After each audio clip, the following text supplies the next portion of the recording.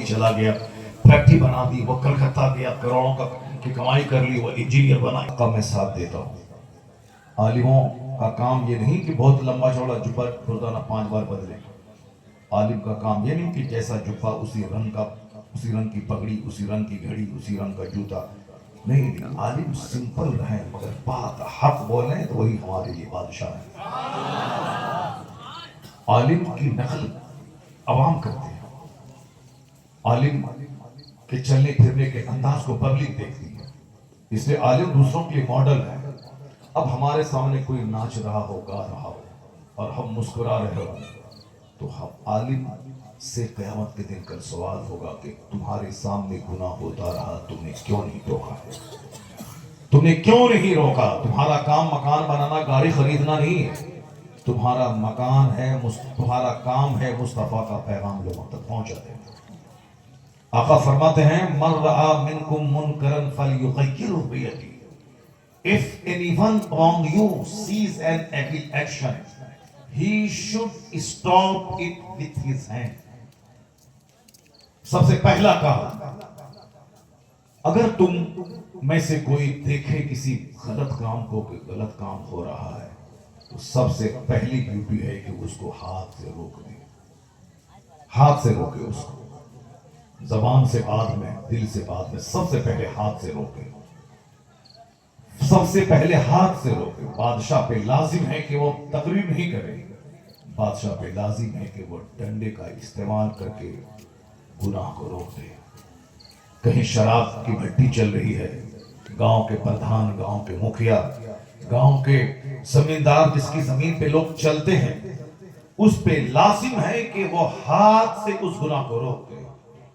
वो बोले कि अगर तुमने शराब नहीं छोड़ा तो तुमको मैं अपने इस खेत पे चलने नहीं दूंगा, अगर तुमने बदकारी नहीं छोड़ी मैं तुमको इस गांव में घुसने नहीं दूंगा। ये लाजिम है जमींदारों पे, प्रधान पे, मुखिया पे, एमएलए पे, एमपी पे, जो गांव के सरकर्दा अफराद हैं, उसके लिए जरूरी है कि वो गुनाहों को हाथ से रोक दे। सबसे पहले फलयुग़य्यिरहु बियदिही, उसको बदल दे, उसको रोके, उसको हाथ से रोके। फ़इल्लम यस्तति', if he is unable to do so, if he is unable, अगर वो मजबूर है कि हाथ से नहीं रोक पाएगा, हाथ से रोकेंगे तो मेरे पास उतनी ताकत नहीं है कि सामने वाले से मुकाबला कर पाए, तो कहते हैं कि दूसरा दर्जा ये है गुनाहों को रोकने का, गुनाहों से समाज को बचाने का। पहला दर्जा तो है कि हाथ से रोके, ये काम बादशाहों का और जिम्मेदारों का है। और जो भी आदमी, कोई भी आदमी, एनीबॉडी, अगर अपने पड़ोस को हाथ के जरिए रोक सकता है तो रोक दे, अगर नहीं रोक सकता है तो दूसरा स्टेज है, दूसरा दर्जा है कि फलयुग़य्यिरहु बिलिसानिही, उसको अपनी जबान से रोके, जबान से कहे कि हराम है, जबान से बोले कि ये नाजायज है, जबान से बोले कि अच्छा नहीं कर रहे हो। अगर कोई पड़ोस का आदमी नमाज नहीं पढ़ रहा है और आप पाबंदी से नमाज पढ़ें तो आप पर यह लाजिम है कि आप उनको कहें, क्योंकि क़यामत के दिन आपके खिलाफ मुकदमा दर्ज करेगा वो अल्लाह के सामने, कहेगा इलाही मेरा हक दबाया। वो बंदा बोलेगा इलाही मैंने क्या हक दबाया इसका, मैंने ना जमीन इसकी लूटी है, ना मैंने इसका पैसा लिया है, ना मैंने इसके बाग का फल तोड़ा है, आखिर मैंने क्या हक लूटा इसका। वो शख्स कहेगा इलाही ये सच है कि इसने मेरा ना मकान लूटा है, ना जमीन लूटी है, ना पैसा लूटा है, अलबत्ता ये 5 वक्त नमाज मस्जिद पढ़ने जाता था, मगर ये देखता था कि मैं नमाज नहीं पढ़ रहा हूं, इसने मुझको कभी नमाज पढ़ने के लिए कहा नहीं। अल्लाह, तो अकेले नमाज पढ़ना कमाल नहीं, अपने पड़ोसियों, अपने रिश्तेदारों, अपनी बीवी, अपने बच्चों, अपने माँ बाप को भी प्यार से कह करके नमाज पढ़वाना ये जरूरी है। और अगर कबूल कर ली गई आपके खिलाफ, अगर ये मुकदमा कबूल हो गया तो फिर आपकी नेकी उस पड़ोसी को दे दी जाएगी, उसका गुनाह आपको दे दिया जाएगा। तुम जानबूझकर तुमने इनको क्यों नहीं गुनाहों से रोका, तुमने क्यों नहीं टोका। तो सिर्फ अपना नमाज पढ़ना कमाल नहीं है, दूसरों को नमाज पढ़ना भी जरूरी है। सिर्फ अपने शराब से बचना जरूरी नहीं है, दूसरों को भी शराब से बचाना जरूरी है। सिर्फ अपने खिलाफ शरा काम करने से बचना जरूरी नहीं, दूसरों को बचाना भी जरूरी है। अगर हाथ से तो हाथ से, इसलिए हुजूर कहते हैं मुरू औलादकुम बिस्सलात व हुम अबनाउ सब'i सगीर, अपने बच्चों को हुक्म दे नमाज का जब तेरा बच्चा 7 साल का हो जाए। یہ سارے ماں باپ پہ لازم ہے کہ اپنے بچے جس کی عمر 7 سال ہو اس کو نماز کا آدیش دے. کبھی نماز پڑھے گا کبھی چھوڑے گا. پوچھیں مفتی صاحب سے, 7 سال میں نماز فرض ہوتی نہیں. 7 سال کی عمر میں بچہ تو ایسے ہی غیر مکلف ہے, شریعت کا قانون اس پہ نافذ نہیں ہوتا ہے, وہ نابالغ ہے. لیکن مصطفیٰ حکیم ہے, حکمت والے ہیں, سرکار معلم ہے. آقا کی حکمت یہ ہے کہ جب 7 سال کا بچہ جو بالکل ہوش اب سنبھال چکا ہے اس کو نماز کا آدیش دو گے تو وہ کبھی پڑھے گا کبھی چھوڑے گا. عشاء پڑھے گا فجر چھوڑے گا, فجر پڑھے گا ظہر چھوڑے گا, کبھی ظہر پڑھے گا مغرب چھوڑے گا. لیکن وہ کبھی جائے گا 5 ٹائم میں 2 ٹائم 1 ٹائم 4 ٹائم وہ پڑھے گا. اسی طرح کرتے ہوئے اس کی عمر ہو جائے گی 10 سال. آقا فرماتے اب 10 سال کا جب بچہ تیرا ہو جائے اور نماز کا عادی نہیں بنے تو آقا فرماتے ہیں وَاضْرِبُوهُ, اسے مارو, اسے مار کے نمازی بناؤ. مُرُوا أَوْلَادَكُمْ بِالصَّلَاةِ وَهُمْ أَبْنَاءُ سَبْعِ سِنِينَ وَاضْرِبُوهُمْ عَلَيْهَا وَهُمْ أَبْنَاءُ 10 سِنِينَ. جب تیرے بچے کی عمر 10 سال ہو جائے اور نمازی نہ بنے اسے مار کے نمازی بنا. 7 سال میں نماز کا آدیش دی, بیٹا چلو نماز پڑھنے کے لیے, بیٹا آؤ میرے ساتھ کھڑے ہو کے نماز پڑھو. عشاء پڑھا فجر میں سو گیا, اس کو اٹھانے کی ضرورت نہیں, بچہ ہے سو گیا چھوڑ دو اسے. ظہر میں پڑھاؤ, عصر میں پڑھاؤ, مغرب میں پڑھاؤ, عشاء سے پہلے سو گیا چھوڑ دو. لیکن جب 10 سال کا ہو جائے اسے مار کے نمازی بناؤ. 10 سال کے ہونے کے بعد اگر وہ اب تک جمع نہیں ہوا تو اس کو نماز قضا کرنے کے بعد اس کو حکم دو کہ تم نے ظہر نہیں پڑھی تھی ظہر پڑھو. بیٹا تم نے عشاء کی نماز نہیں پڑھی تھی اس کو فجر میں پڑھو.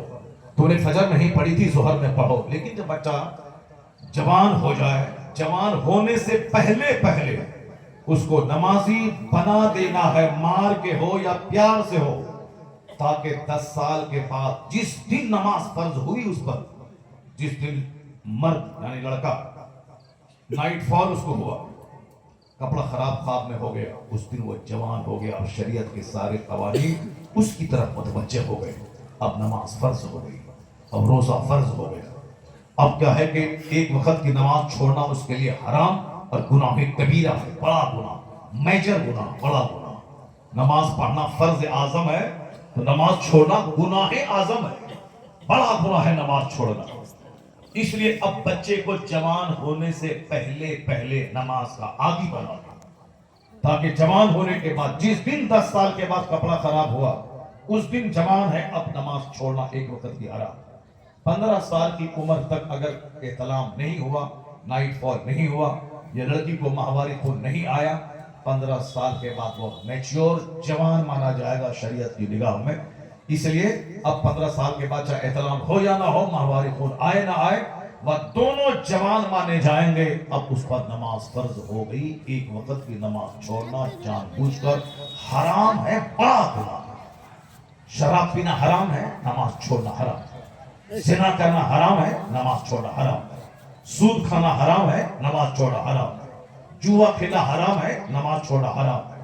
جھوٹ بولنا حرام ہے, نماز چھوڑنا حرام ہے. غیبت کرنا حرام ہے, نماز چھوڑنا حرام ہے. صرف شراب پینا ہی حرام نہیں ہے, نماز چھوڑنا ہی حرام ہے. صرف جوا کھیلنا ہی حرام نہیں, نماز چھوڑنا حرام ہے. اور میں تو کہتا ہوں کہ شراب پینے سے ایک معنی میں نماز چھوڑنا, ارادہ کر لیا کہ اب میں شراب نہیں پیوں گا. اب سچی توبہ کے بعد بھی اگر توبہ اس کی ٹوٹ گئی تو بھی وہ توبہ کی فضیلتوں سے مالا مال رہے گا. سچی توبہ چونکہ اللہ کی نظر بندوں کے دل پہ ہے. 5 سال تک شراب پیتا رہا, سچی توبہ کیا, اللہ اس کے گناہ کو معاف کر دے گا. سمجھ رہے ہو تو؟ لیکن سنو, پوچھو مفتی صاحب سے, نماز فرض ہوئی 15 سال میں, بندہ نماز شروع کیا 25 سال میں. حالانکہ 25 سال میں نماز لوگ شروع کرتے نہیں ہیں. اگر سارے لوگ 25 سال کے بعد میں بھی نمازی بن جائیں تو بھی مسجد ہمیشہ فجر کے ٹائم میں بھی بھری رہے گی, کیونکہ 25 سال کے بے شمار نوجوان سماج میں ہیں. مگر مسجد فجر کے ٹائم میں صرف 5 بوڑھے رہتے ہیں جس کے پاؤں قبر میں لٹک رہے ہوتے ہیں. نوجوان رات کے 2 بجے تک موبائل چلائیں, سوئیں, پھر دن کے 10 بجے اٹھیں, کافروں کی طرح, مشرکوں کی طرح, جیسے وہ لوگ خود جینے کا یہ اصول نہیں ہے. جب چاہا کھایا، جب چاہا سویا، جب چاہا جاگا. مسلمانوں کا ٹائم ٹیبل ہے، کھانے کا ٹائم، نماز کا ٹائم، روزے کا ٹائم، حج کا ٹائم، زکوٰۃ کا ٹائم. ایک ایک منٹ قیمتی ہے مسلمان. اگر 4:10 پہ آخری ٹائم ہے سحری کرنے کا تو 4:11 پہ دانا حرام، پانی حرام، بیوی کا استعمال حرام. لیکن اگر 6:10 پہ افطار کا ٹائم ہے تو 6:10 سے پہلے دانا پانی حرام اور 6:10 کے بعد حلال. 1 منٹ پہلے حرام، 1 منٹ کے بعد حرام حلال. 1 منٹ پہلے حلال، 1 منٹ کے بعد حرام. کچھ سمجھتے ہو کہ جس اسلام میں ایک ایک منٹ قیمتی ہے، اس اسلام کا ماننے والا 2 گھنٹے چائے کی دکان پہ گزارے گا. اس اسلام کا فالوور 3 گھنٹے سنیما ہال میں گزارے گا. اس اسلام کا ماننے والا 2 گھنٹے بس اسٹینڈ میں بیٹھ کر گپ شپ کرے گا. اور جمعہ کے دن 5 منٹ اگر خطبہ لمبا ہو گیا تو امام صاحب کو بھگانے کی ترکیب بنائے گا. آج جس مصیبتوں میں مبتلا ہوں، یہ صرف مصطفیٰ کے احکام کو نہ ماننے کا نتیجہ ہے. اور جب مصیبتیں آتی ہیں تو کہتا ہے اللہ کہاں ہے، رسول اللہ کہاں ہے. اللہ کہاں ہے یہ مت بول، اللہ کہاں ہے یہ بول کہ تو کہاں کھڑا ہے. اللہ تیری شہ رگ سے زیادہ قریب ہے، مگر بندے بتا دے تو کہاں ہے، تیرا گھر کہاں ہے، تیری اولاد کہاں ہے، تیرا معاشرہ کہاں ہے. رسول پاک تو تیری جان سے زیادہ قریب ہے. النبی اولا بالمؤمنین من انفسہم، نبی مسلمانوں کی جان سے زیادہ قریب ہے. یہ مت بول مصطفیٰ کہاں ہے، یہ بول کہ تو کہاں ہے. تیرا ہیئر اسٹائل کافروں جیسا، تیرا پھٹا ہوا جنس کافروں جیسا، تیرے گلے کی سکری، تیرے ہاتھ کا پالا، پاؤں کا دھاگا کافروں جیسا. اور تو کہتا ہے کہ اللہ کہاں ہے. رسول اللہ کا آواز آتی ہے ہم تو مائل بکرم ہے، کوئی سائل ہی نہیں، راہ دکھلائے کسے کوئی رہرو منزل ہی نہیں. تو بتا دے تو کہاں ہے. تو مصطفیٰ کا غلام بن جا، آج بھی عزت تیرے لیے، حکومت تیرے لیے، جنت تیرے لیے.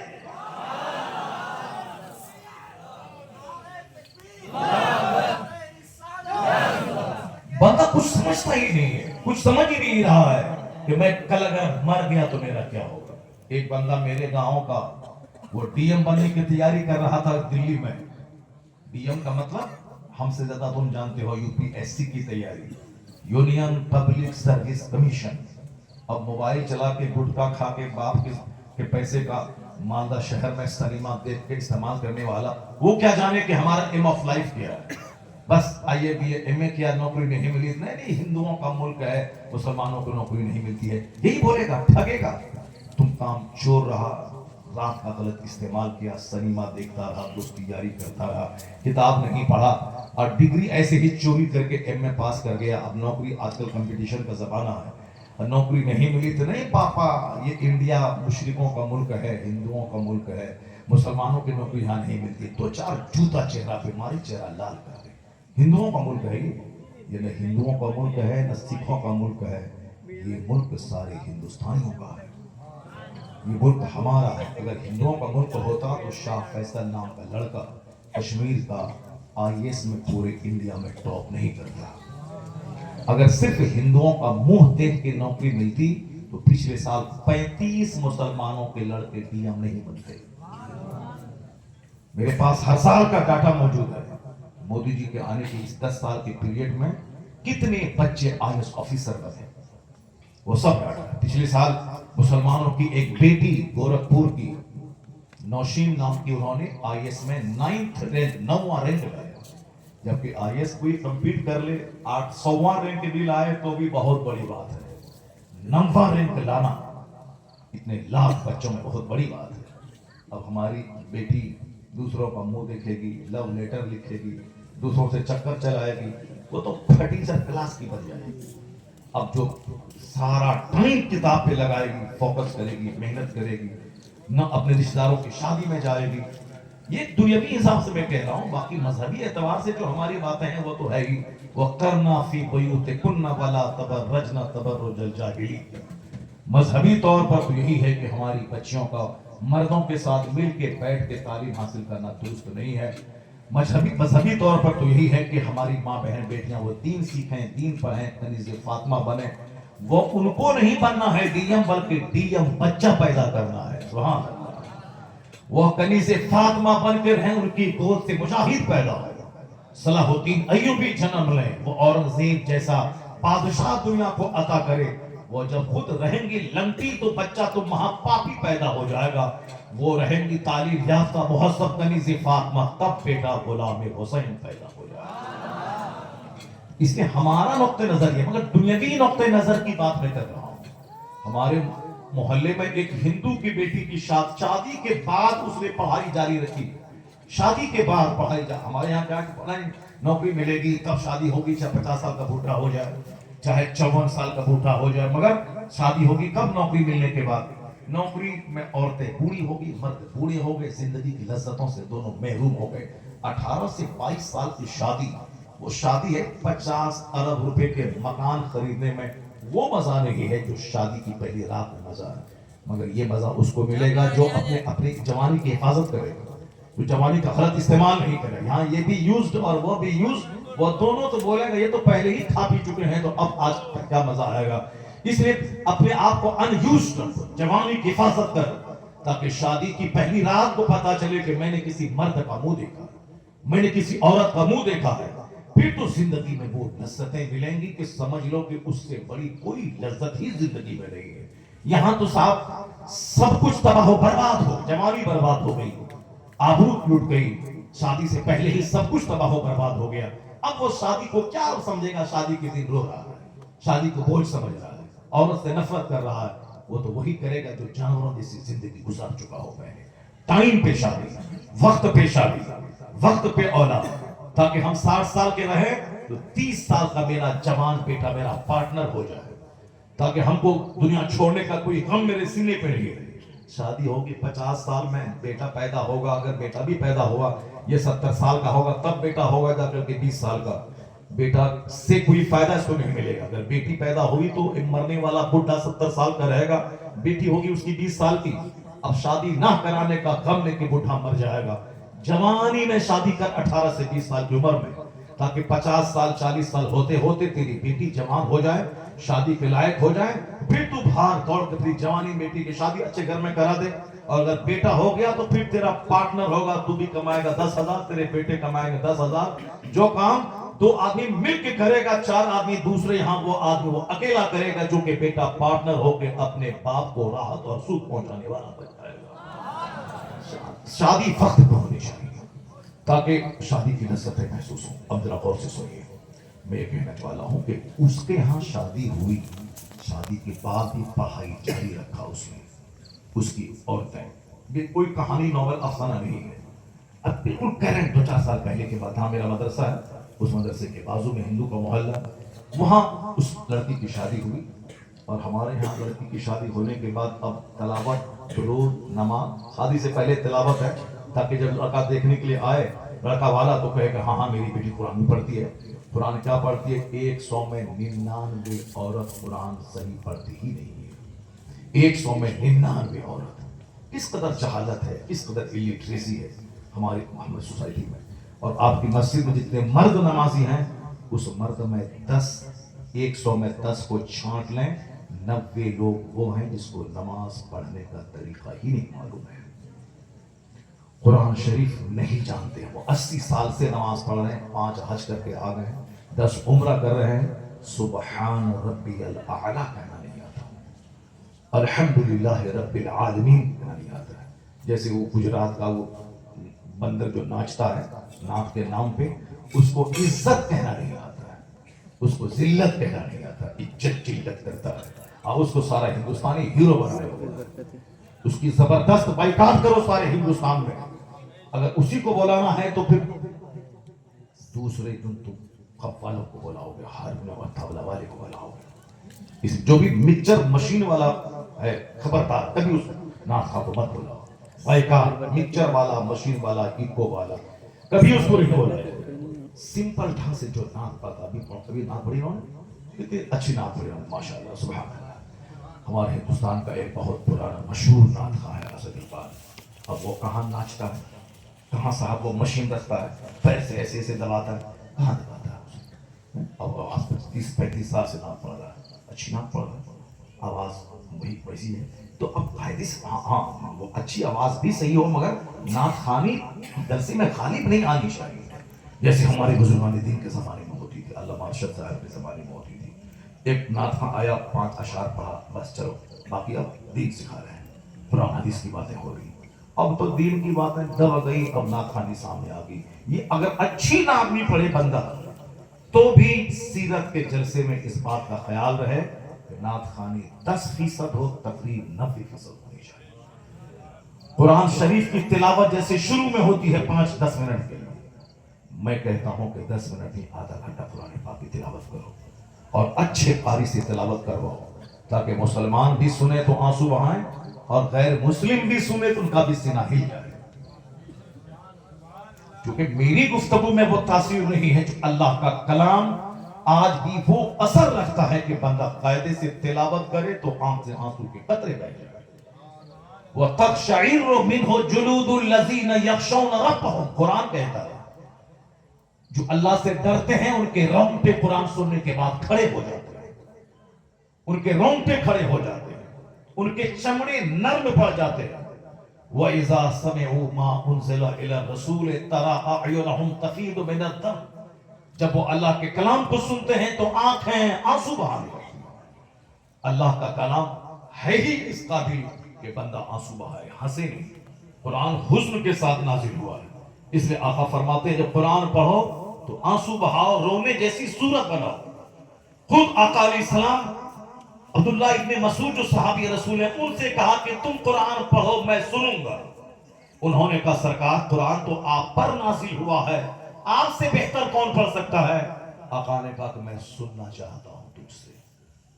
انہوں نے جب قرآن پڑھنا شروع کیا تو حضور سنتے رہے، یہاں تک کہ اس آیت پر جب پہنچے وَجِئْنَا بِكَ عَلَىٰ هَٰؤُلَاءِ شَهِيدًا، سرکار نے ہاتھ کے اشارے سے کہا کہ رک جاؤ. عبداللہ ابن مسعود جب رک گئے، کیونکہ وہ مصطفیٰ کو سنا رہے تھے، کس بے خودی میں سنا رہے ہوں گے جس پر قرآن نازل ہوا ہے ان کو صحابی سنا رہا ہے. کس قدر بے خودی میں سنا رہا ہوگا کہ میں آقا کو سنا رہا ہوں جو قرآن والے ہیں، جس پر قرآن نازل ہوا ہے، وہ بے خودی میں سنا رہے تھے. ادھر آقا علیہ السلام نے جب رکنے کا اشارہ کیا، وہ جب رکے اس کے بعد آنکھ اٹھا کے دیکھا تو دیکھا حضور کی آنکھیں آنسو بہا رہی ہیں. سبحان اللہ سبحان اللہ. جن پر قرآن نازل ہوا وہ قرآن سن کے رو رہے ہیں. اس لیے حضور نے کہا جب قرآن پڑھو تو آنسو بہاؤ، آنسو نہ نکلے تو آنسو بہانے جیسی صورت بنا لو. غم سے قرآن نازل ہوگا. قرآن کا مزاج ہے زنگ صاف کر دینا، قرآن کا مزاج ہے گھمنڈ دور کر دینا، قرآن کا مزاج ہے جو سنے تو اس کے رونگٹے کو کھڑا کر دینا. آج ہمارے ہاں قرآن ہی نہیں پڑھا جاتا ہے، کامیڈی سنی جاتی ہے، قرآن نہیں سنا جاتا ہے. جہاں تہاں کی بے جان کہانی سنی جا رہی، قرآن نہیں سنا جا رہا. بنگال میں ایک اور غلط ریت ہے، جیونی کے نام پہ فالتو بے بنیاد اور گڑھی ہوئی روایتیں بیان کی جاتی ہے، اور گا گا کے گڑھی ہوئی روایتیں. سیدہ فاطمہ الزہرا رضی اللہ تعالیٰ عنہ کی شان میں غیر مہذب جملے، نبی بولا کہ فاطمہ، یہ ساری باتیں جیونی کے نام پہ بولی جا رہی ہیں، جیونی کے نام پہ گایا جاتا ہے. 5 بچے بیٹھے ہیں، یہ گا رہا ہے، جیونی بیان کر رہا ہے. علماء کرام سے حدیث سنا جائے، علماء کرام سے قرآن سنے جائے، جھوٹی جیونی بیان نہیں کی جائے، قرآن پاک کے پڑھنے کا رواج دیا جائے. گھر میں کوئی عورت ہاتھ میں کام میں ہاتھ نہیں لگائے گی جب تک کہ وہ قرآن پاک کی تلاوت نہ کرے. کوئی جھاڑو نہیں لگائے گی جب تک کہ وہ درود نہ پڑھ لے. جن ایام میں ان پر نماز فرض نہیں ہے، جب ماہواری کے دنوں میں، ان دنوں میں بھی عادت بنا دے کہ وہ وضو کر کے مصلی پہ بیٹھ کے 100 بار کلمہ شریف 100 بار درود پڑھ لے، تاکہ دوسروں کو ان کی کمزوری کا پتہ بھی نہیں چلے اور نماز پڑھنے کی عادت بھی لگی رہے، تاکہ نماز 5 وقت پڑھتے وضو کرنا، مصلی پہ بیٹھنے کی عادت لگی رہے، ورنہ وہ پاک ہوں گی، ایک دن پہلے وہ نہائیں گی، 2 دن کے بعد نماز شروع کریں گے، 5 دن کے بعد پھر اگلا مہینہ کا خون آ جائے گا، بس سستی کریں گی۔ اس لیے بزرگوں نے کہا ہے اسے ناپاک حالت میں نماز نہیں پڑھنا ہے، لیکن وہ درود تو پڑھ سکتی ہے، وضو کر کے مصلی پہ بیٹھ جائے تاکہ نماز کے ٹائم کی عادت لگی رہے۔ وہ درود پڑھیں کام شروع کرنے سے پہلے، مسلمان مرد تلاوت کریں کام شروع کرنے سے پہلے، تلاوت 5 منٹ جلدی سے ختم کیجیے، باقی وہ ناچے گا اب 1 گھنٹے 1.5 گھنٹہ 2 گھنٹے تک۔ نعت پاک کو ناچ نہیں بولا جاتا ہے، نعت پاک کو مجرا نہیں بولا جاتا ہے۔ جو تمہارا اسٹائل، جو تمہارا ڈھنگ ہے، اس ڈھنگ کی مذمت کی جاتی ہے، نعت کی نہیں۔ جو نعت دل سے پڑھے تو بندہ ولی بن جائے گا، جو دل سے مصطفیٰ سے عشق کرے تو وہ ولی بن جائے گا، دل سے جو کرے۔ زبان سے ہم آپ کے بغیر نہیں جئیں گے، نماز فجر ظہر عصر سب غائب ہے، وہ تو ساری زندگی پڑھتا رہے گا، نعت ولایت کی کیا برکتوں کو محسوس ہی نہیں کر سکتا ہے۔ عاشق رسول وہ ہوگا جو مصطفیٰ کی محبت اور مصطفیٰ کی پیروی کرتا ہے۔ عاشق رسول تو گردن کٹانے کو تیار رہتا ہے، گردن کا جو نماز فجر کے لیے نہ اٹھ پائے وہ گردن کا کٹا پائے گا، بس صرف 2 پیسہ کمانے کے لیے یہ سارے کام کیے جاتے ہیں۔ اعلیٰ حضرت کے سامنے ایک شخص آیا، کہا حضور میں نے نعت لکھی ہے، اس نعت کے اشعار میں جب دیکھا میں آپ کے لیے تڑپ رہا ہوں حضور، آپ کی جدائی میں بے چین ہوں۔ اعلیٰ حضرت نے کیا کہا؟ جو کچھ آپ نے لکھا ہے وہ اگر آپ کے دل میں ہے تو آپ ولی ہیں۔ جو آپ لکھے ہیں کہ ہم حضور کی یاد میں تڑپ رہے ہیں، ہجر میں بے چین ہیں، اگر واقعی آپ بے چین ہیں آپ ولی ہیں، ولی۔ یہ کون بول رہا؟ قطب الارشاد۔ یہ کون کہہ رہے ہیں؟ نائب غوث اعظم۔ یہ کون کہہ رہے ہیں؟ شیخ الاسلام والمسلمین۔ ہم لوگوں کی بات تو کمزور ہے، شیخ الاسلام والمسلمین کی باتیں ہیں۔ کیا کہہ رہے ہیں؟ اگر یہ بات آپ دل کی کیفیت ہے تو آپ ولی ہیں، ظاہر سی بات ہے۔ اور اگر نہیں، صرف الفاظ کی بازی گیری ہے، الفاظ اور جملے کا زور ہے تو آپ جھوٹے ہیں۔ اگر وہ بات آپ کے دل میں ہے نہیں کہ میں تڑپ رہا ہوں، اور الفاظ میں لکھ رہے ہیں کہ میں تڑپ رہا ہوں، تو آپ جھوٹ بول رہے ہیں، اور جھوٹ میں کوئی اثر نہیں، کوئی تاثیر نہیں، کوئی برکت نہیں۔ اعلیٰ حضرت نے کلام ان کے ہاتھ میں دے دیا۔ اب آپ بتائیں یہ، اور آج کل یہ کہتے ہیں نعت پڑھنے کو مجرا کہہ دیا آپ نے، نعت کو گویا، نعت پڑھنے والے کو گویا کہہ دیا۔ نعت پڑھنے والے کو گویا نہیں بولا جاتا ہے، جو فلمی اسٹائل میں نعت پاک کی توہین کری اس کو گویا بولا جاتا ہے، اس کی توہین کی جاتی ہے۔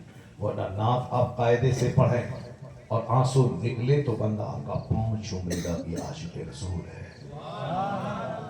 پہلے لوگ پڑھتے تھے، 5 وقت کی نمازیں پڑھتے تھے، تلاوت کرتے تھے، پھر نبی کی نعت باوضو مہذب ہو کے پڑھتے تھے، سارا مجمع روتا رہتا، سرکار کی محبت میں پیدا ہوتی تھی۔ ایک تو تم نعت پڑھتا ہے بے وضو، نعت پڑھتا ہے بے نمازی، اور اس کے بعد ڈھٹائی کے ساتھ فلمی اسٹائل میں نعت پڑھتا ہے، فلم کے گانے کے طرز پہ نعت پڑھتا ہے، اور پھر عالم دین کی توہین اور اپمان کرتا ہے۔ جس عالم کے پاؤں کی دھول کے برابر نہیں ہے یہ بے نمازی اور جاہل نعت خواں، یہ علماء کی توہین کرتے ہیں، ان کو پیچھے بیٹھا کے آگے بیٹھ کر ان کی طرف پیٹ کر کے نعت پڑھتے ہیں، جبکہ معلوم ہے کہ 18 سال کا عالم جوان 80 سال کا بوڑھا کوئی ہو تو اس پر لازم ہے کہ عالم سے آگے نہیں، عالم سے پیچھے چلے۔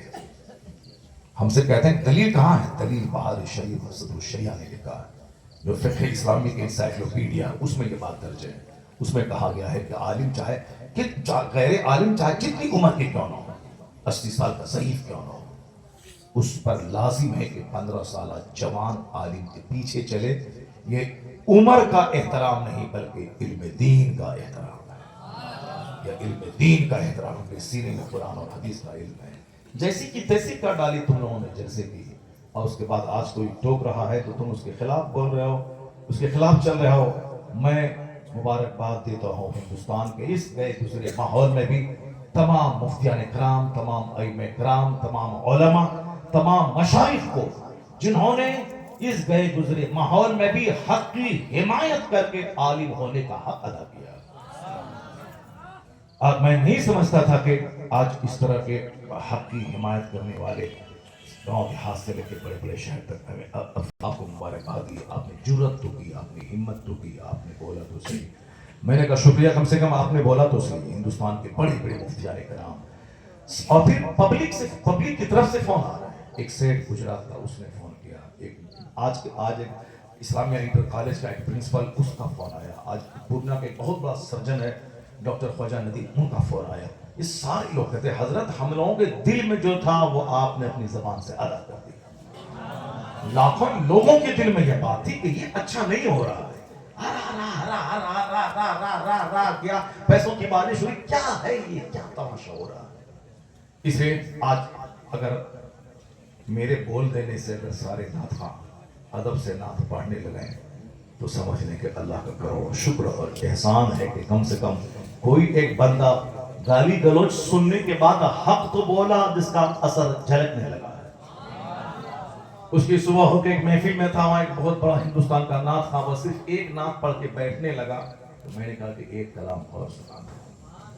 कल रात दिल्ली में था, वहां भी वो ऐसा नाथ खां था जो नाथ खां बहुत मशहूर है जुमाने में, वो भी अदब के साथ बैठ के नाथ पढ़ रहा। अभी फोन आ रहा है दिल्ली से कि हजरत असर झलक रहा है। फिर कल एक फोन आया जहाँ से हुजूर असर झलक रहा है।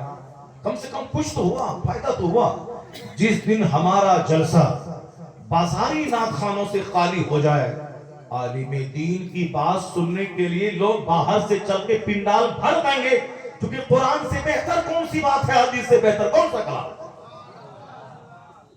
ये तो लोगों ने माहौल खराब किया। अल्लाह तबारक व तआला उन सबों को भी जो लोग बाजारी लगो लहजे में नाते पाक को बदनाम करते हैं, वह लोग भी कायदे से मुहज़्ज़ब होकर नात पढ़ने लगे। अल्लाह उन्हें अच्छी तरह से नात पढ़ने की तौफीक अता फरमाए। चाहे 1000 अच्छी नात हो, मगर नात सिर्फ 5 से लेकर 10 मिनट बस। उसके बाद तकरीर, फिर एक नात, फिर तकरीर, फिर एक नात। जैसे पहले होता था बुजुर्गान के ज़माने में होता था, ये तो आप चला है कि नहीं, हम एक ही बार पढ़ेंगे, चाहे 1 घंटा पढ़वा लो, चाहे 2 घंटा पढ़वा लो, एक ही बार पढ़ेंगे। तो उनको आप बेकम एक ही बार नजराना देंगे, एक बार नजराना देंगे। 5000 रुपये जो दे दिए तो बस, उसके बाद 30,000 रुपये फिर नहीं देंगे। वरना तुम हमारी महफिल में नात पढ़ने आ रहे हो, मैं जैसे कहूंगा वैसे तुमको नात पढ़ना होगा। पैसा मैंने दिया है तुमको, और पैसा दिया है तो अब जैसे मैं कहूंगा वैसे करना होगा।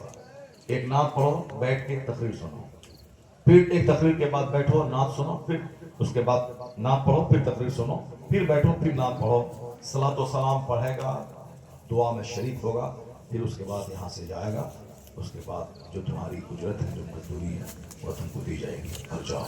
ये होना चाहिए। ऐसा नहीं कि अपनी बात चलाने के लिए कि वो जो उस दिन तमाशा हुआ, मैंने कहा था कि उनकी नात लाश और भाग पहले तकरीर करवा लो, मजमा है पढ़ा, जिनका पैगाम पहुंचवा दो। वो बोला नहीं हम एक ही बार पढ़ेंगे, चाहे पहले पढ़ें कि बाद में पढ़ें, 1-2 बार नहीं पढ़ेंगे, एक ही बार पढ़ेंगे। उनकी बात मान लिया, मेरी बात नहीं मानी। जलसा वाला उनकी बात मान लिया, मैंने कहा था तकरीर पहले करो, मेरी बात नहीं मानी। उन्होंने कहा उनकी बात मान ली। जाहिर सी बात है, नीयत जहाँ खराब होगी तो बरकतें कहाँ से जाहिर होगी। आलिम दीन को सम्मान देना होगा, दीनी गुफ्तगू को इज्जत देनी होगी। अब जरा गौर से सुनिए मेरी बात जो मैं कह रहा हूँ। मैं कह रहा हूँ कि साहब हमारे यहाँ शादी के बाद एक गलत ट्रेंड है कि अब पढ़ाई बंद, अब सिर्फ खाना बनाना, बच्चा पैदा करना, झाड़ू लगाना, उसके बाद सब मुताला, सब नमाज वगैरह सब बंद। जबकि मरते दम तक बंदा को इल्म हासिल करते रहना चाहिए। आया है उतलबुल इल्म मिनल महद इला लहद, obtain knowledge from the cradle to the grave। माँ की गोद से लेके कब्र की गोद तक इल्म हासिल करते रहो, और हर दिन नई नई चीज सीखते रहो, यहां तक कि मौत आ जाए। एक बहुत बड़ा स्कॉलर अंग्रेज का, वो हवाई जहाज से सफर कर रहा था। जब जहाज डूबने लगा तो हिंदुस्तान का एक स्कॉलर उनके बारे में पढ़ चुका था कि बहुत बड़ा पढ़ा लिखा आदमी है, वो भी इसी जहाज से सफर कर रहा है। तो उस जहाज में जब हर तरफ हंगामा बपा था, आहो फुगा गिरियो सारी, चूंकि जहाज डूबने वाला, सब लोग मर जाएंगे। ये हिंदुस्तान का स्कॉलर, देखें कि इतना बड़ा थिंकर है, फिलोसफर है, वो इसी जहाज से सफर कर, देखें उनका क्या हाल है इस टाइम में। सारे लोग तो रो रहे हैं, पीट रहे हैं कि मैं मर जाऊंगा। देखें उस बड़े फिलोसफर جن کی ایک ایک بات میں زندگی ملتی ہے، جن کا ایک ایک سینٹینس ویٹی وزندار ہوتا ہے، پریشش قیمتی ہوتا ہے. ذرا ان سے پوچھیں دیکھیں ان کا کیا سچویشن ہے اس موت جب سامنے ناچ رہی ہے، کشتی ڈوبنے والا ہے. وہ جب گیا اس کی کمرے میں ہوائی جہاز، پانی والے جہاز میں، دیکھا کہ وہ کتاب کی اسٹڈی میں لگا ہوا ہے. کیا بات ہے، کتاب پڑھ رہا ہے. کہا سر طوفان کی زد میں ہے جہاز، سارے مسافر رو رہے ہیں، سامنے موت نظر آ رہی ہے، اور آپ اس خوف کی گھڑی میں کتاب کا مطالعہ کر رہے ہیں. کیا کہا اس بندے نے، وہ یورپ کا رہنے والا، ہم لوگ تو صرف گھچڑ بات کرنے والے ہیں، ٹائم برباد کرنے والے ہیں، صرف دوسروں کی غیبت شکایت کرنے والے ہیں، اپنی برائی دور کر کے اچھائی پیدا کرنے کا ٹرینڈ تو ہمارے اندر ہے نہیں. جو اچھا کام کر رہا اس کی ٹانگ کھچائی ہمارے اندر ہے. وہ یورپ کا دانشور کیا کہہ رہا ہے، اسی لیے تو میں کتاب پڑھ رہا ہوں. اب جہاز ڈوبنے والا ہے، ہم لوگ مرنے والے ہیں، کم سے کم مرنے سے پہلے علم تو حاصل کر رہے ہیں. اللہ حسمت، کم سے کم مرنے سے پہلے ایک چیپٹر تو پڑھ لیں، مرنے سے پہلے ایک علم تو حاصل کر لیں. اسی لیے تو پڑھ رہا ہوں. حالانکہ جہاز ڈوبا نہیں، بالکل الٹ کر کے طوفان کی زد میں آ کر کے بس کنارہ مل گیا اور جہاز بچ گیا. اگر نہیں بچتا، مر جاتا، یہ بات ہم کو کیسے معلوم ہوتی؟ کیونکہ جو اس جہاز پہ سوار تھا اس نے جہاز سے بچنے کے بعد تب اسٹیٹمنٹ دیا. یہ دیکھیں اسٹڈی کرنے والے لوگ کیسے ہوتے ہیں، موت کے وقت میں مطالعہ کرتے ہیں. اور یہاں شادی ہوئی، پڑھائی بند، شادی ہوئی، دعائے قنوت تک یاد رہی. شادی کے بعد جو گاؤں دیہات کے مکتب میں پڑھانے والے مولوی صاحب سے، منشی جی سے جو پڑھا تھا، جو مکتب کے منشی سے پڑھا تھا، اسی طرح کی ہماری بیٹیاں مرتے دم تک پڑھتے رہتی ہیں، ہمارے بچے مرتے دم تک اسی طرح پڑھتے رہتے ہیں. یہ نہیں کہ اب زندگی بچی ہے، شادی کے بعد کم سے کم وقت ہے تو چلو ٹیوشن پڑھ کر کے اچھے قاری سے کم سے کم قرآن پاک کی 20 سورتیں، جو تراویح کی نماز میں جب میں تنہا پڑھوں تو کم سے کم 20 سورتیں، کم سے کم 10 ہی صحیح علم ترى کیف سے لے کے قل اعوذ برب الناس تک ٹھیک سے پڑھ لیں تاکہ نماز صحیح ہو جائے. اس کو تراویح میں بھی پڑھیں ڈبل کر کے، اور پانچوں نمازیں اسی 10 سورتوں سے پڑھیں. کم سے کم اتنا تو کر لینا چاہیے. نہیں، بوڑھے ہو گئے، قرآن پاک قاعدے سے پڑھ نہیں پا رہے ہیں. ذرا دیکھیں، وہ ہندو کی بیٹی جوان ہو چکی تھی، شادی ہو گئی، شادی کے بعد اپنے شوہر سے کہا، شوہر سے بولی کہ میں اسٹڈی جاری رکھوں گی، آپ کی خدمت میں کوئی کمی نہیں ہوگی، میں آپ کی وائف ہوں، میں ٹائم نکال کے میں اسٹڈی کروں گی. شوہر نے کہا اسٹڈی کرو. اس قدر ڈیپلی پڑھائی کری کہ پورا ہندوستان اخبار میں آیا تھا، سارا میرا شہر خوشی منا رہا تھا. ہندو تو خوشی منا ہی رہے تھے، مسلمان بھی اس کی محنتوں کی داد دے رہے تھے کہ شادی ہونے کے بعد، ایک بچہ ہونے کے بعد بھی پڑھائی جاری رکھی. وہ بلاک ڈیولپمنٹ آفیسر بھی نکل گئی، BDO بلاک ڈیولپمنٹ آفیسر بن گئی ہو. اور ہماری بیٹی علم تر کیفا بھی نہیں پڑھ پائی، درود تاج بھی نہیں پڑھ پائی، درود ابراہیمی بھی قاعدے سے یاد نہیں ہے. اگر درود ابراہیمی پڑھو تو کوئی بچہ نہیں پڑھ پائے، وہ بھولے گا، سر کھل جائے گا. اللہم صلی علی محمد پر کہیں بارکتا بولے گا، کہیں وہ کچھ بولے گا، قاعدے سے نہیں پڑھ پاتا ہے، پڑھ ہی نہیں پاتا ہے، چونکہ مزاج ہی نہیں، بس کھانا پینا مر جانا. حدیث میں آیا ہے اس بندے پہ نحوست طاری ہے، اس پہ لعنت ہے. کون؟ جو دن گدھے کی طرح گزارتا ہو اور رات مردار کی طرح گزارتا ہو. گدھے کی طرف مطلب دھوبی کے گھر سے کپڑا ڈھونا گھاٹ تک، گھاٹ سے دھوبی کے گھر تک، گدھے کی طرح ساتھ اینٹ ڈھونا، چکی پیسنا. وہ گدھا جو محنتیں کرتا اس کو معلوم نہیں کہ میری پیٹھ پر کتاب ہے کہ لکڑیاں ہے. وہ گدھے کی طرح محنت کرنا، رات مردار کی طرح سو جانا. جو دن بھر کھیت کھلیان، دکان، مارکیٹ، بازار، یہ سامان وہ سامان، یہ آرڈر وہ آرڈر وہ سپلائی، یعنی کبھی خیال تک نہ آیا تم اگر کل مر گیا تو میرے پاس کیا ہوگا. نہ زمین رہے گی، نہ مکان، نہ پیسے جو میں نے کمایا، نہ فکس ڈپوزٹ، کچھ نہیں رہے گا. مرنے کے بعد جہاں خربوں سال رہنا ہے، بے گنتی سال رہنا ہے، جہاں کا ایک دن 50,000 سال کے برابر ہے آخرت کا، وہاں میرا کیا بنے گا. عقل مند وہ ہے جو فیکٹری بھی چلائے گا، جنت جانے کی تیاری بھی کرے گا. फजर भी पढ़ेगा, 8 घंटे काम करेगा, फिर टाइम निकाल के जोहर पढ़ेगा, जोहर पढ़ेगा, फिर 4 घंटे काम करेगा, फिर असर पढ़ेगा, फिर 2 घंटा काम करेगा, फिर मगरिब पढ़ेगा। वो जानेगा कि 24 घंटे में 8 घंटे तो मैं सो गया, 12 घंटे तो मैं काम किया, कम से कम 2 घंटे तो निकाल लूं, ताकि अगर कल मर गया, कंपनी मेरे पास नहीं रहेगी मगर सजदा तो मेरे पास रहेगा। बस थोड़ी सी सोच अच्छी कर ले, दुनिया में भी वह दूसरों के सामने भिखारी नहीं रहेगा। जो दुनिया में नहीं पढ़ाई करेगा वह दूसरों के सामने हाथ फैलाएगा, जो पढ़ाई नहीं करेगा, नौकरी नहीं करेगा, वह दूसरों के सामने भीख मांगेगा, जो कायदे से मेहनत करके खेती बाड़ी नहीं करेगा वह दूसरों के सामने भीख मांगेगा, वो मजदूरी करेगा, पंजाब दिल्ली में जाकर रेडी चला ठेली चलाएगा। आज बेशुमार लाखों बच्चे मुसलमानों के, बिहार और बंगाल के, जो दिल्ली और पंजाब में जाकर रेडी और ठेला चला रहे हैं, ये वही बच्चे हैं कि अगर उनका मजदूर बाप अगर मजदूरी करके अपने बच्चों को पढ़ा दिया होता तो उनका बेटा हीरो साइकिल में रेडी नहीं चलाता, उनका बेटा कम से कम टीचर बन के 1 लाख रुपए महीना कमाता। वो अपने घर और समाज वालों की इज्जत में इजाफा करता। लेकिन बाप भी इतना जाहिल, वो भी मजदूरी करता रहा और 5 साल 6 साल के बच्चों से भी मजदूरी करवाता रहा। एजुकेशन, दुनिया की तालीम जरूरी है दुनिया में खुशहाल रहने के लिए, दुनिया की तालीम जरूरी है यहां खुशहाल होने के लिए। बहुत सारे जमींदार जमीन बेच कर मकान बनाते हैं, जमीन बेच कर बुलेट खरीदते हैं, जमीन बेच कर अपनी बेटी की शादी करवाते हैं। कोई भी काम पड़ा जमीन बेचा, कोई बीमार पड़ा जमीन बेचो, मकान बनाना है जमीन बेचो, 5 साल के बाद रंग पेंट करना है जमीन बेचो। अब बाप की जमीन पाई थी, अपना तो ना इल्म हासिल किया, ना हुनर सीखा, ना ठीक ढंग से खेती बाड़ी कर रहा है। अब कोई बड़ा काम आ गया तो जमीन बेच कर बड़ा बनना चाहता है, बुलेट खरीद के जमीन बेच के पेट्रोल डालता है वो। लेकिन उसी समाज का गरीब मजदूर का बच्चा जो अपने घर में मजदूरी कर रहा था, वो पढ़ करके दारोगा बन गया, लॉयर बन गया, बैरिस्टर बन गया, मास्टर बन गया, ब्लॉक डेवलपमेंट ऑफिसर बन गया। अब वो जमीन इसकी खरीद रहा है, अब वो साहब अच्छे आलिशान बंगला कमा के बना रहा है, जमीन बेच के नहीं, जमीन खरीद करके वो एक इज्जत की रोजी गुजार, इज्जत के साथ जी रहा है। तो जितने उलमाए कराम पैदा हुए गरीब घर के, आज उस गांव के मालदारों से बेहतर उनकी जिंदगी हो रही है। या इल्म है जो उससे ताकतवर बना दिया, या इल्म है जो उसको घर बना दिया, या इल्म है जो उसको इज्जत के साथ रहने का माहौल अता किया। और जमींदारों का बेटा जमीन बेच कर कंगाल हो गया। या बाप के पास 100 बीघा जमीन, उनके 5 बेटे, अब 20 बीघा में जमीन बढ़ 20 बीघा, अब उनके 4 बेटे 5 बीघा, उनके 2 बेटे 5 बेटे 1 बीघा। अब उसके बाद बेटे कंगाल हो गए।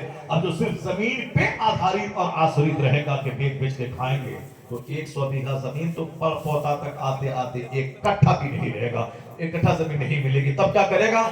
जो इल्म हासिल करेगा, मेहनत करेगा, पढ़ेगा, लिखेगा, उस जमीन को बेच के बच्चों को पढ़ाएगा। अगर वह 100 बीघा वाला रहेगा, बच्चा पढ़ लिया तो 500 बीघा जमीन खरीद के जमीन में इजाफा कर देगा। ये काम गैर मुस्लिमों के यहाँ होता है। एक साहब शादीशुदा खातून ब्लॉक डेवलपमेंट ऑफिसर बने और हमारी बेटियां हैं, बस बीमारी का टुकड़ा बनी, गैस्ट्रिक का मर्ज है, पैर में दर्द है, घुटने में दर्द है, आंख में दर्द है। यानी जो काम नहीं करेगी वह बीमार तो पड़ेगी, जो 5 वक्त की नमाज नहीं पढ़ेगी वह बीमार तो पड़ेगी, जिसको सुबह सवेरे खाना था फजर के बाद वो खाएगी, 12 बजे नाश्ता करेगी, बीमार तो पड़ेगी, गैस्ट्रिक का मर्ज तो होगा। अब साहब उसकी आंख की बीनाई कमजोर तो होगी जो वक्त पे खाना नहीं खाएगी। हर आदमी को अपने लिए सोचना होगा कि मैं क्या खाऊं, किस खाने में कितनी ताकत है, कौन सी गजाएं ताकतवर गजाएं हैं, इस्तेमाल करना होगा, टाइम का इस्तेमाल करना होगा।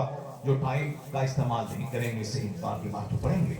और डॉक्टर मुरली मनोहर जोशी जो भाजपा का कैडर लीडर है, उसने कभी कहा था कानपुर पे योगा के शिविर में कहा था, स्वस्थ रहने के लिए योगा करें।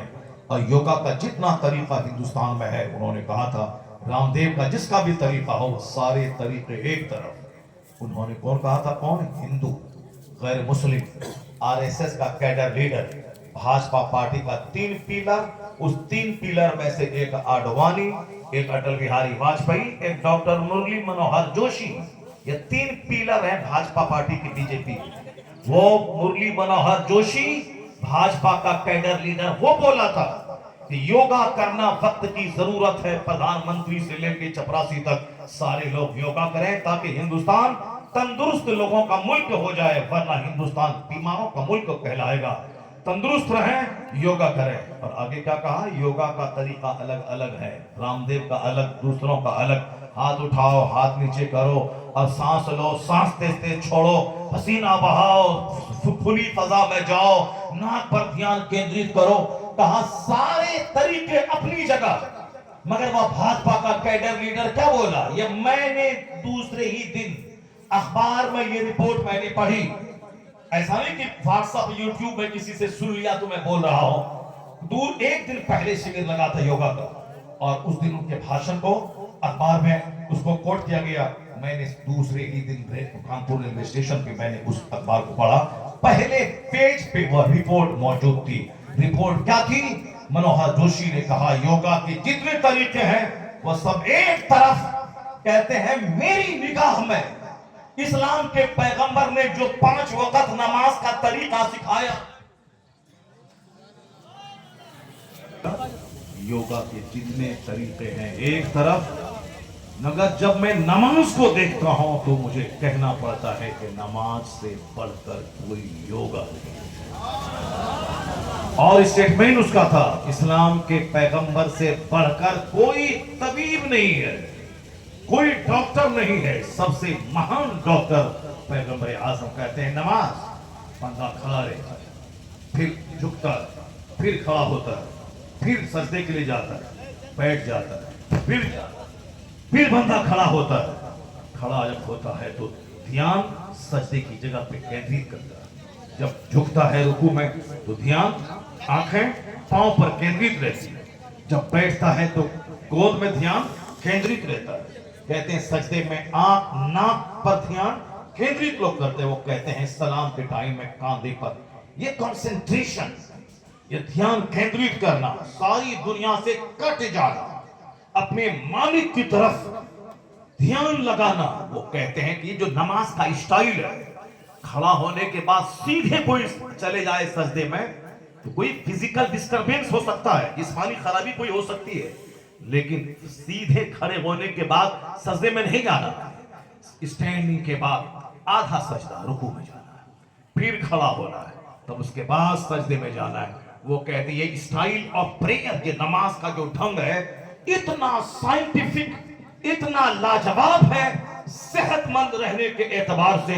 वो कहते हैं न नमाज का जवाब है, न नमाज देने वाले मोहम्मद अरबी का जवाब है। ये छोटा मोटा पढ़ा लिखा बंदर क्या जाता है, ये रामगिरी जैसा आदमी जो महाराष्ट्र का, जो हमारे पैगंबर के खिलाफ बोला, ये जाहिल क्या जाता है। ये जाहिल डॉक्टर मुरली मनोहर जोशी के पांव की धूल के बराबर नहीं है। मगर इन्होंने क्या जबरदस्त इन्होंने स्टेटमेंट दिया है। ये डासना का मंदिर का वो पीला कपड़ा पहन के, 2-4 माला पहन के, अपने डकैती और अपनी बुराई पे पर्दा डालने के लिए महंत और पंडित बनने का ढोंग रचाने वाला अति नरसिंहारन, ये क्या जाने मुस्तफा कौन है। बदतमीज ने जो गुस्ताखी की है, दिल तो चाहता है कि उसकी जबान नोच लूं। हमारे पैगंबर के खिलाफ इतना गलत स्टेटमेंट, गलत टिप्पणी उसने किया है। वो आदमी भी डॉक्टर मनोहर जोशी के पांव की धूल के बराबर नहीं है। डॉक्टर मनोहर जोशी, भले ही उस पार्टी से हम इत्तेफाक नहीं रखते हैं, वो भाजपा का लीडर का अलग बात है, लेकिन वो इतना पढ़ा लिखा आदमी था। वो doctor, PhD degree holder, Hindustan के एजुकेशन मिनिस्टर साहब, वो इतना बड़ा पढ़ा लिखा आदमी, उसने इसी पीरियड में उन्होंने क्या कहा कि नमाज इतना जबरदस्त योगा है, और जो नमाज दिया है इस्लाम के पैगंबर ने, उससे महान तो कोई हो नहीं सकता है। इसलिए ए मुसलमान, सड़क चलते रास्ता गली पूछे का कोई कुत्ता अगर भौंके, तुम्हारे पैगंबर के खिलाफ बोले, तो तुम्हें सबका जवाब देने की जरूरत नहीं, बस अनसुनी कर दे। एक पागल था जो बक रहा था, कोई बहुत बड़ा पढ़ा लिखा अदीब, डॉक्टर, साइंटिस्ट, अगर वो खिलाफ बोल रहा है तो हमारा साइंटिस्ट, हमारा अदीब, हमारा राइटर, हमारा मुसन्निफ उसका जवाब देने के लिए काफी है। हर चलते फिरते आदमी का जवाब देने के लिए प्रोटेस्ट करना जरूरी नहीं है। ये तो घंटी बजा के 2-4 पैसा कमाने वाला, इसकी कोई औकात नहीं मेरे पैगंबर के खिलाफ बोले। बस समझ ले कि कोई गली कूचे का कोई मजनू है जो इस तरह का बयान दे रहा है। अलबत्ता याद रही बात, हम इसकी बात देखेंगे हिंदुस्तान नहीं बल्कि यूरोप के, अमेरिका के पढ़े लिखे लोगों की बात में सुनो। तुमने सुना होगा डॉक्टर माइकल हार्ट, जो अमेरिका का सबसे पढ़ा लिखा आदमी, 1978 की बात है, आज से 40 साल पहले उस बंदे ने एक किताब लिखी थी, उसका नाम है द 100। वो किताब आज तक छप रही है, हिंदुस्तान के तमाम बुक स्टॉल पे मौजूद है। उस किताब में उन्होंने ठाना था कि मैं दुनिया की सबसे बड़ी महानतम 100 आदमी 100 एमिनेंट पर्सनालिटीज पर मैं स्टडी करूंगा उनकी जिंदगी का, फिर उनका मैं सिलेक्शन करूंगा जो इस धरती का ये 100 क्रीम लोग जिन्होंने दुनिया को अपने से कुछ दिया, समाज में परिवर्तन लाया।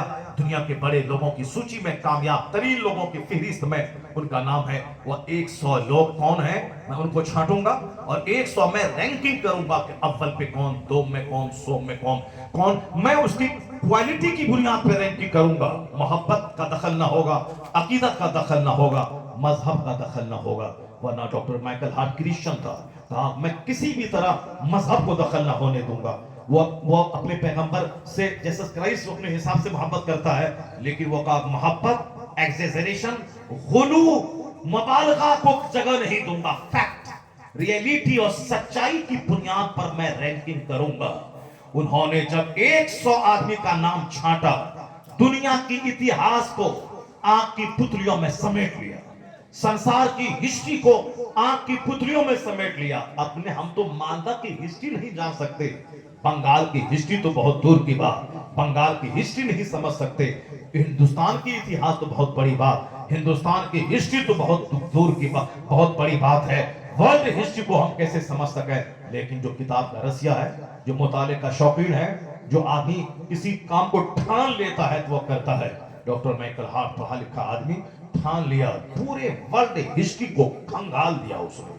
दुनिया के सबसे बड़े बड़े लोगों की सूची तैयार की, जिस सूची में नाम था वो तो बुद्ध का, महावीर का, गांधी का, चर्चिल का, वो जॉन डॉक्टर वाशिंगटन का, इब्राहिम लिंकन का, माओ सेतुंग का, मसोलिनी का, हिटलर का। वो मुसलमान नहीं था, क्रिश्चियन था। अपने हिसाब से दुनिया के महान लोगों की सूची तैयार की, जिसने सबसे ज्यादा दुनिया पे इन्फ्लुएंस, असर डाला हो, जिसके फॉलोवर की तादाद सबसे ज्यादा हो, जिनके रेगुलेशंस और जिनके मैसेज में इतना कम हो कि सदियां गुजर जाने के बाद भी उनके फॉलोवर की तादाद न घटी हो, जिसने दुनिया का रुख बदल दिया हो, लोगों की सोच बदल दिया हो, सबसे ज्यादा जिसने लोगों के हृदय, लोगों के ब्रेन, लोगों के माइंड, लोगों के हार्ट को प्रभावित किया हो, इतनी वो जबरदस्त पर्सनालिटी कौन है। वो उस काम को ठाना तो करके दिखलाया। 100 आदमी को छांटा। सारे लोग कह रहे थे कि यह तो क्रिश्चियन है, मुमकिन है कि जनाब ईसा का नाम अव्वल नंबर पे देगा। कोई कहता था ये साहब न्यूटन है, ये साइंटिस्ट है, न्यूटन का नाम अव्वल नंबर पे देगा। कोई कहता था ये अमेरिका का रहने वाला है, इब्राहिम लिंकन का नाम पहले नंबर पे देगा। क्योंकि डॉक्टर माइकल हार्ट खुद साइंटिस्ट था, खुद बहुत बड़ा एडवोकेट था, बहुत बड़ा पढ़ा लिखा आदमी था। लोग अपने अपने हिसाब से राय का इजहार कर रहे थे कि ऐसा होगा, वैसा होगा। लेकिन जब किताब छप के प्रेस से बाहर आई, द 100 नामी किताब, उस किताब का नाम ही है द 100, 100, सब लैंग्वेज, सब इन एवरी लैंग्वेजेस, तमाम जबानों में उसका तर्जमा हो चुका है। आज भी वो किताब बुक स्टॉल पे मिलती है। द 100 नामी किताब जब प्रेस से छप के बाहर आई, दुनिया के सारे लोग दंग रह गए कि कामयाब तरीन लोगों की सूची में पहला नाम न न्यूटन का था, न जीसस क्राइस्ट का था, न इब्राहिम लिंकन का था। पहला नाम मोहम्मद अरबी अलैहिस्सलाम, पहला नाम।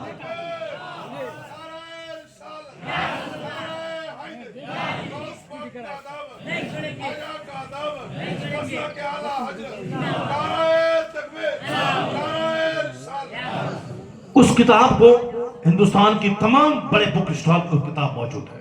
ये नरसिंहानंद उस किताब को खरीद के पढ़े, नहीं खरीद के पढ़ना चाहता तो वो बोले हम उसको किताब भिजवा देते। डॉक्टर गिरी साहब रामगिरी वो किताब पढ़े, वो इन जैसे करोड़, इन लाखों लोगों को जो पढ़ा सकता है और जिसको इसकी धूम सारी दुनिया में इसकी सलाहियत की है। उन लोगों ने क्या हमारे पैगंबर के बारे में लिखा, उन्होंने कहा क्या लिखा उन्होंने, he was the only man in history who was supremely successful on both levels, religious and secular। वो कहते हैं कि ह्यूमन हिस्ट्री का वो इकलौता आदमी था मोहम्मद अरबी अलैहिस्सलाम, जो सियासत और मजहब دونوں سطح پر سب سے زیادہ کامیاب ترین شخص ہوا.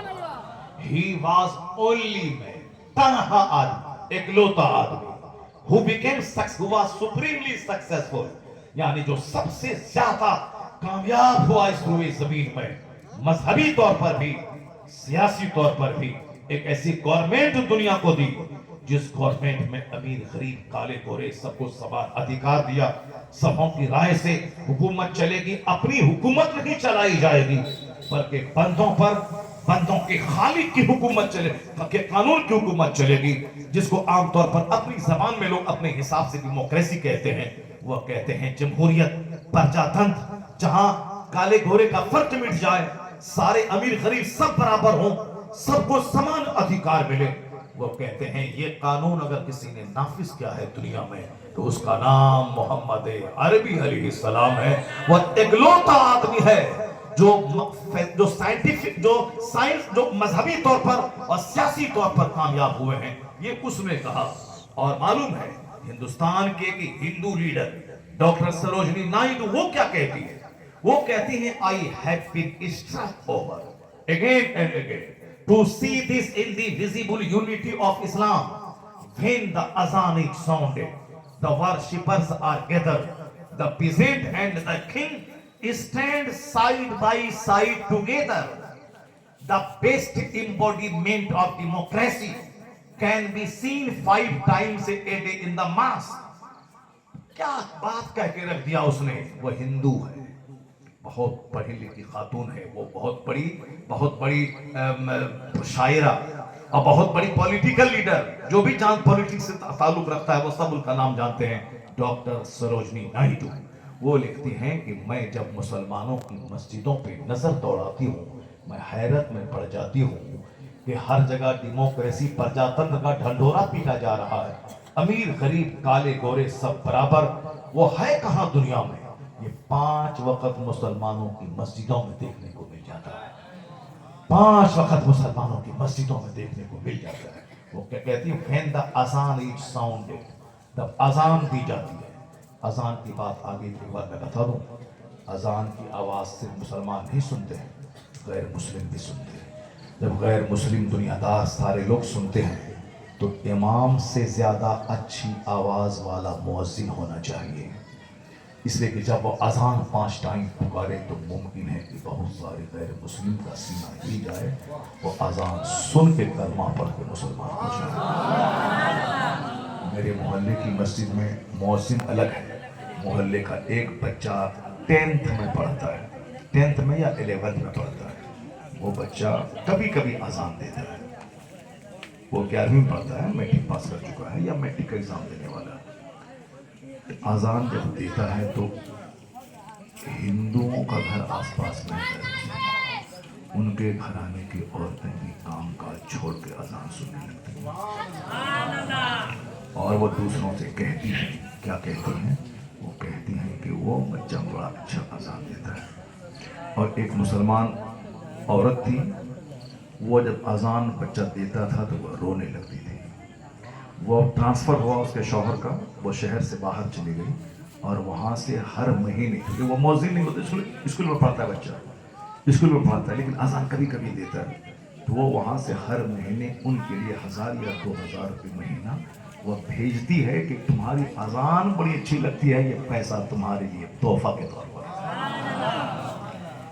اب ہمارا مؤذن کیسے اذان دیتا ہے؟ اللہ, وہ کیسے, جو پرانا سب مؤذن ہے نہ تلفظ ٹھیک ہے, ہاں ہاں, اب اپنے لوگوں کو بھی برا لگتا ہے, غیر مسلموں کو بھی برا لگتا ہوگا. اب کمیٹی والا اس کو نکالتا نہیں, بولتا کیسے نکالیں, وہ تو 25 سال سے 30 سال سے دے رہا ہے, تو اس کو ریٹائرمنٹ دے کر کے اس کو ٹاکا مہینہ دو. اس کو تم 5000 ملتا تھا تو 2500 دیں گے, تو اپنا گھر میں رہو, بوڑھا ہو گئے, ریٹائر کر گئے, اب رہو. اسکول میں تو 60 سال کے بعد ٹیچر ریٹائر کر جاتا ہے, اور تم جب 30 سال سے اذان دے رہا ہے تو اب تو کم سے کم آرام کرو, ٹھیک سے آرام کرو, یہ پیسہ لے لو 2000. اب اذان دے گا وہ جس کی آواز سن کے کافروں کا بھی سینہ ہل جائے. اس پر کوئی توجہ نہیں دیتا ہے. اب پولیٹکس ہوتی ہے. اب ہم کہتے ہیں کہ صاحب مؤذن زبردست اذان والا ہو تاکہ بے نمازی کو نماز پڑھنے کے لیے مسجد کی طرف چلا جائے. ہم لوگ بچپن سے نماز سن رہے ہیں، نماز اذان سن رہے ہیں، 54 سال عمر ہو گئی ہماری، 4 سال مائنس کرتے 50 سال، سب بات معلوم ہے، لیکن آج بھی آواز اچھی اگر کسی کی ہے اذان دیتا ہے تو آج بھی پلکیں بھیگ جاتی ہیں، آج بھی آدمی سکتے میں پڑ جاتا ہے۔ تو اذان ایک ریپرزینٹ، ایک مظاہرہ ہے، ایک ایگزیبیشن ہے ہماری صلاحیتوں کا، ہماری دینداری کا، اور اس کو سب سنتا ہے۔ اس لیے مؤذن کسی صورت میں کمزور نہیں ہونا چاہیے، زبردست مقابلہ، کمپٹیشن ہو، 50 مؤذن کو بلایا جائے، جس کی آواز سب سے زیادہ خوبصورت ہو، اچھی تنخواہ دے کر کے اس کو مؤذن مقرر کرے۔ میں کہوں گا کہ اس کی اذان اسلام کی طرف بلانے میں امپورٹنٹ رول ادا کرے گی۔ اس کا اب سروجنی نائیڈو کیا کہتی ہیں، ذرا غور سے سنیے۔ وہ کہتی ہیں I have been struck again and again to see this indivisible unity of Islam۔ میں اسلام کی جو یونٹی، اتحاد کا جو مظاہرہ ہے، میں اس کو دیکھ کر حیرت میں پڑ جاتی ہوں۔